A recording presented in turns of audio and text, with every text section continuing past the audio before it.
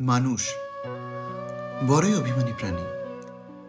প্রত্যেকটা মানুষ যতই সুখে থাকুক না কেন, সব সুখী তার কাছে কম।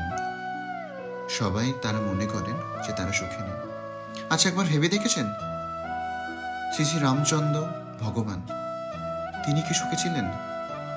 তিনি রাজা হওয়ার পর তাকে বনবাস চলে যেতে হয়েছিলেন, এবং তিনি যখন সীতাকে নিয়ে সুখে থাকবেন তখন রাবণ তাকে হরণ করেছিলেন, এবং অনেক প্রচেষ্টার পর যখন সীতা ফিরে এলেন তাকে অগ্নি পরীক্ষা দিতে হয়েছিল।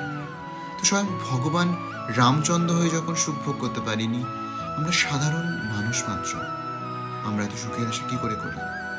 তাই প্রত্যেকটা মানুষকে বলবো, যেটুকু সুখ পেয়েছেন সেটুকু নিয়ে সুখে থাকার চেষ্টা করুন। দেখবেন জীবন অনেক সুন্দর।